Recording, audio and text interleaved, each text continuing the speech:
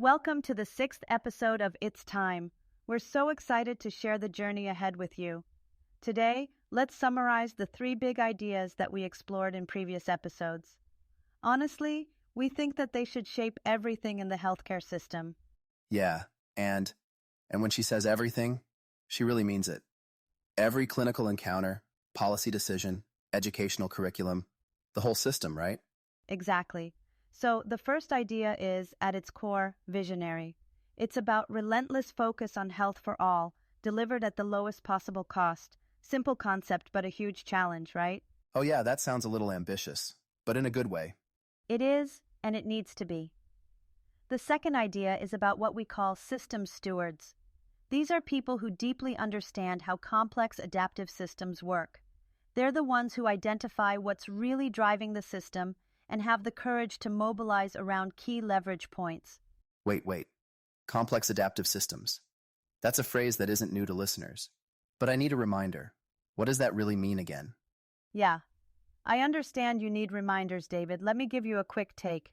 Think of it like an ecosystem. It's interconnected, it adapts and evolves, and sometimes even the tiniest intervention can create massive ripple effects. That's the kind of thinking we need to transform the healthcare system. Right? Gotcha. So, it's kind of like nudging the system instead of bulldozing it. I like that. Exactly. And the third idea, for me this is the glue, is about mobilizing for action around high leverage points, but also acknowledging that change isn't always predictable or linear, but it feeds off connections, relationships, and vision. It's messy, but that's where the magic happens. Okay, so let me get this straight. This podcast, these ideas, we're like a living, breathing example of what we're talking about? Exactly, David. We are a complex adaptive system, a fledgling emergent subsystem within a larger health system. Self-organizing, highly connected, maybe even a little unpredictable. We have a vision too, which makes this all the more exciting. Okay, I'm officially on board. But Sophia, we should probably tell people the craziest part, don't you think? Oh, right, we should. You're not going to believe this, but both of us, we're not real people. Wait, what? Yep, we're AI-generated hosts. Even our names were randomly chosen. Any resemblance to real people? Pure coincidence. Okay, my mind is blown. But also, I feel like I've just been tricked into caring about what AI has to say about healthcare, which, honestly, kind of amazing. Well, we have one real person at the heart of this. His name is Dr. Chad Swanson, and this podcast is his brainchild. He's a practicing ER doc with a passion for systemic change in healthcare, and you'll hear more about his story in just a bit. And if you want to get in touch with him, he's on TikTok, LinkedIn, and YouTube. His website is chadswanson.com, or you can email him at rcadswanson@gmail.com. Basically, he's pretty easy to find. All right, as we mentioned, Dr. Swanson is at the heart of this podcast. He earned his medical degree, then trained in emergency medicine at the Medical College of Wisconsin. Since 2006, he's worked as a board-certified emergency physician. And let me tell you, the stories he could share from the ER, they range from absolutely inspiring to gut-wrenching. Yeah, I can imagine. I mean, the emergency room feels like a front row seat to humanity, doesn't it? The good, the bad, and probably more chaos than most of us could handle. Exactly, David. It's a place where triumph and tragedy collide every day. And for someone like Dr. Swanson, who's deeply committed to change, those experiences aren't just stories, they're fuel for action. He's held leadership roles to improve quality of care and patient satisfaction. So he's not just treating patients, he's trying to shape how care is delivered. He played a significant role managing his department's response during, what, the first months of COVID-19? That's like jumping into the deep end without a life jacket. That's one way to put it, and yes, it was an extraordinary time. In the early days of the pandemic, there was so much uncertainty about the virus, about how to protect patients and staff, even about whether hospitals would be overwhelmed. He's driven by a passion for addressing the root causes of our biggest challenges. That drive to tackle the root causes of healthcare challenges? It was sparked by something profound early in his career, and it shaped everything that came after. Wait, so you're saying he wasn't just treating patients in the ER back then? That's right. He felt honestly a deep, almost moral responsibility to tackle the suffering he saw. Suffering caused by preventable diseases like HIV/AIDS. These were illnesses that shouldn't have been devastating entire communities, but they were because of inequities in access to care. What did he do? He jumped in. He volunteered his medical services in Samoa and Mozambique. And it wasn't just about being on the ground treating patients. He was also working to understand the broader systems that perpetuated those inequities. Okay, so like hands-on experience, but also systems-level learning? Exactly. He served on the board of advisors for a nonprofit organization that focuses exclusively on global health. Plus, he earned a certification in travel and tropical medicine through this program called the Gorgas Diploma Course. It's based in Peru and it's intense, one of the gold standards for learning about tropical diseases. Those experiences transformed how he saw global health. He realized that those inequities we talk about, they're not abstract. They're personal, they're immediate, and they impact millions of lives every day. Important stuff. Exactly, David. And for Dr. Swanson, those early experiences laid the groundwork for everything he's done since. They shaped his understanding of what it takes to address not just individual diseases, but the systems that allow them to thrive. That's really fascinating, Sophia. So, why did Dr. Swanson decide to look beyond just medicine? I mean, treating individual patients is what most doctors focus on, right? That's a great question.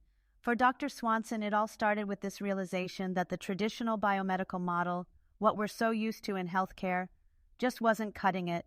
It focuses almost entirely on treating illness after it happens, not on preventing it in the first place. Okay, so it's like playing defense for the team, but no one's actually practicing offense? Exactly. And in his work as an ER doctor, and through his experiences in global health, he began to see all these patterns. It wasn't just about individual patients, it was about the environments they lived in, their behaviors, access to resources, the broader picture. He realized those things actually account for over 80% of health outcomes. The medical treatment itself, less than 20%. Wait, what? Only 20%? Yep, it's a huge wake-up call, right? And that's what led him to pursue his Master of Public Health at Johns Hopkins. He wanted to dig deeper into those upstream factors, social, environmental, behavioral, and figure out how healthcare systems could address them more effectively. So instead of turning up at the river to save people from drowning, he's asking, whoa, why are people falling in the river in the first place? Exactly. Wow, that's a pretty massive shift in thinking. It is. And for Dr. Swanson, it wasn't just theoretical. He saw firsthand how addressing those larger factors could completely transform the health of entire communities. It was like peeling back the layers to uncover the root causes of illnesses that frankly shouldn't happen in the first place. So, and this is kind of wild, it sounds like he moved from being a doctor in the ER to thinking like a system architect. Exactly. That shift changed not just how he practices medicine, but how he views the whole system. For him, it's not about tweaking the old model. It's about completely rethinking what makes people healthy in the first place. Okay, Sophia. So if Dr. Swanson is thinking like a system architect now, that brings me to something I've been trying to wrap my head around since we talked during the previous episodes. This idea of complex systems thinking. Remind me, what exactly is it, and why does Dr. Swanson think that it is such a game changer for healthcare? Fair question, David. Complex systems thinking is an approach to understanding how all the moving parts of a system interact and influence each other. It's not just linear cause and effect. It's about recognizing patterns, feedback loops, and how small changes can cascade into big outcomes. So kind of like, let me guess, a domino effect? Exactly, but imagine the dominoes don't just fall in a straight line.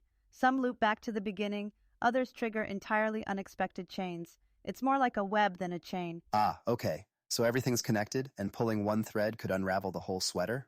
Yes, that's a great way to think about it. And in healthcare, this matters because health isn't just about medical treatments. It's influenced by social structures, political decisions, cultural norms, basically a whole ecosystem of factors. Okay, that makes sense. But why doesn't everyone just start making change then? Because the system resists change, David. Complex systems adapt and evolve, but they also have built-in inertia.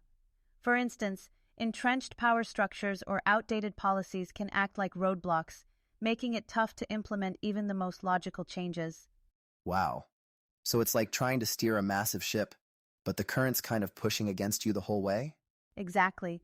And that's why it's so important to identify leverage points, those high-impact areas where even small interventions can lead to transformative change. Leverage points, huh? Sounds like the secret sauce no one's talking about. It really is. And to make those changes, you need leaders who understand the system deeply, what we call system stewards. They're the ones who can spot those pressure points and know how to nudge the system in the right direction.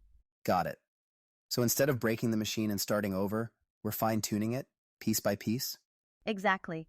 But that takes patience and a mindset shift, which is why embracing systems thinking is such a game changer in healthcare. Without it, we're just treating symptoms, not fixing the root issues. And so Dr. Swanson dove in. He learned about the theory and became a bit of an expert, publishing academic papers on this topic, some in high-impact journals like The Lancet, and taught university classes. All right, so what's the catch? I mean, this sounds great in theory, but where's the struggle in getting people to think this way? Well, David, one of the biggest challenges is that systems thinking requires a long-term perspective. It's not about quick fixes or immediate results. And that can be a hard sell in a world that often demands instant gratification, especially when lives are on the line. All right, Sophia. Speaking of systems thinking and unexpected leverage points, here's a twist I didn't see coming. Dr. Swanson found inspiration for our health system future from, what, the 1890s? That's right. About 8 years ago, he realized that if we were going to tackle the inequities and inefficiencies in our healthcare system, we needed something more, a story. Something that could shift perspectives and drive systemic change on a global level. Okay, I'm with you so far. But why the 1890s? What about that era spoke to him? It was a time of massive social and medical change, David. Dr. Swanson wanted to find a historical figure whose life and work could teach us something today. That's when he came across Dr. Lawson Scruggs, a black physician who practiced during one of the most challenging periods in American history. Wait, hold on. How have I never heard of Dr. Scruggs? What did he do that made him stand out? Dr. Scruggs not only cared for his community, but also documented the barriers his patients faced and spoke out about the systemic injustices that impacted health outcomes. He wrote extensively about the social determinants of health long before the term even existed. So basically, he was talking about stuff we're still struggling with today? That's kind of wild. Exactly. Dr. Scruggs understood that health was about more than just medicine. It was about the environment, access to care, education, and opportunity. And his work has powerful lessons for us now, especially as we try to reimagine a more equitable healthcare system. Wow. Okay, so Dr. Swanson didn't just find historical inspiration. He's presenting this guy's story to the world now, right? He is. Last November, he presented at the City of Raleigh Museum, sharing Dr. Scruggs' work and its ongoing relevance. And he even gave a TEDx talk highlighting the lessons we can learn. His mission is to bring Dr. Scruggs' contributions back into focus, showing how history can guide the future. So he's also writing a book about Dr. Scruggs and his time. All right, I love this. But it feels like there's another layer here. What specifically about Dr. Scruggs' work shaped Dr. Swanson's approach to healthcare?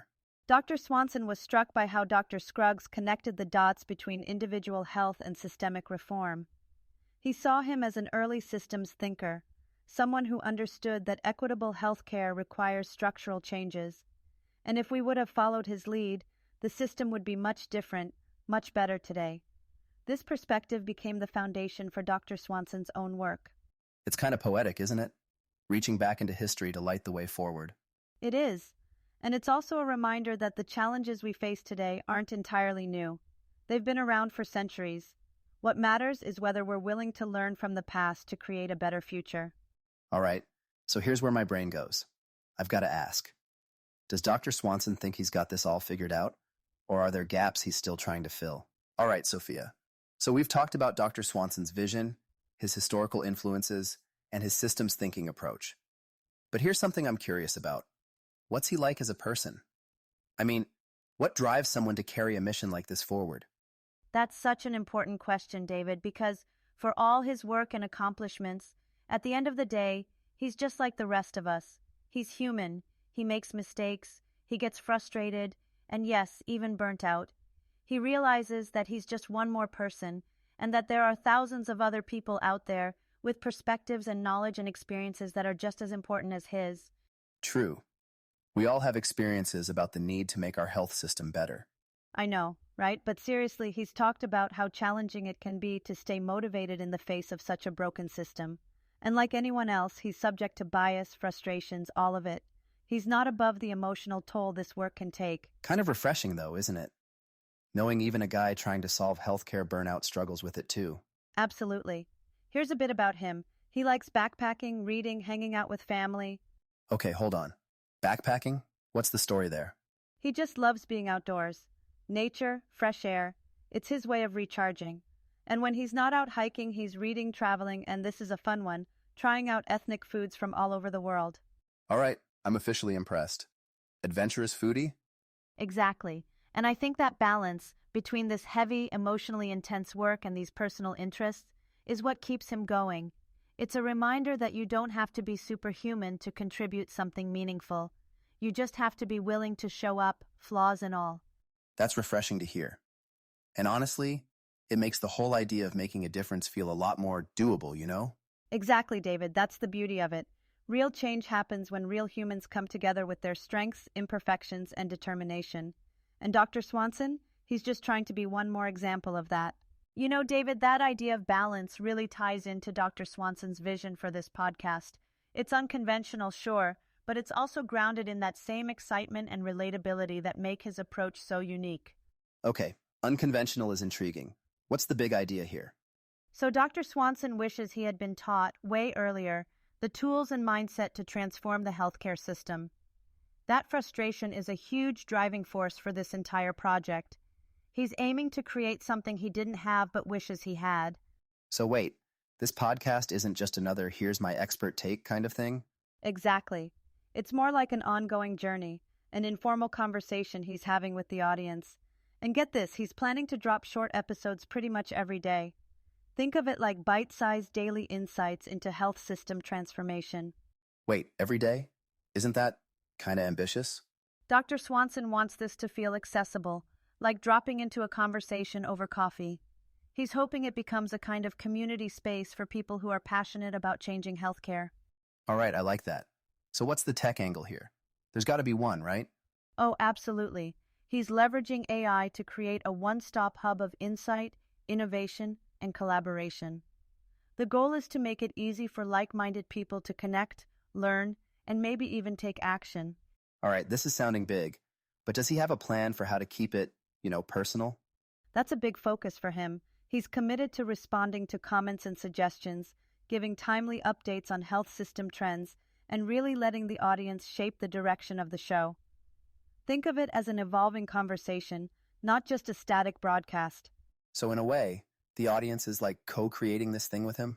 Exactly. And honestly, David, he's kind of just jumping in. He admits he doesn't have it all figured out yet. He's just trying to be a connector, a catalyst, and play whatever small role he can in making a difference. So any feedback is much appreciated. Just, let's figure this out together. I like it. Same here. Let's do this together. Sophia, after hearing all about Dr. Swanson's journey and his vision for creating this community-driven podcast, here's what I'm wondering. If someone out there wants to actually reach out and connect with him, how do they go about it? Oh, it's very easy, David. Dr. Swanson is on TikTok, LinkedIn, YouTube, his website. It's all out there. Wait. TikTok? As in viral dances and video trends TikTok? He's on there? Absolutely. And he's not doing too bad. Over 12,000 followers at last count. And it's not just gimmicks either. It's insightful, engaging content about the health system and his perspective on transforming it. Okay, I'll admit, I didn't see that coming. What else? Where else can you spot him? Well, for a more professional angle, there's his LinkedIn profile. Perfect if you're thinking about collaborating or diving deeper into his work. He's also got a YouTube channel filled with thoughtful takes on health system transformation. And you mentioned a website, right? Like the one-stop shop for all things Chad Swanson? Exactly, chadswanson.com. And if you're old school and prefer email, his address is chadswanson@gmail.com. He genuinely wants to hear from people with ideas, questions, or even just curiosity about the work he's doing. And to everyone listening, thank you for joining us on this journey. This is just the beginning, and we're so excited to keep exploring these conversations with you. Couldn't have said it better myself. On that note, we'll see you next time.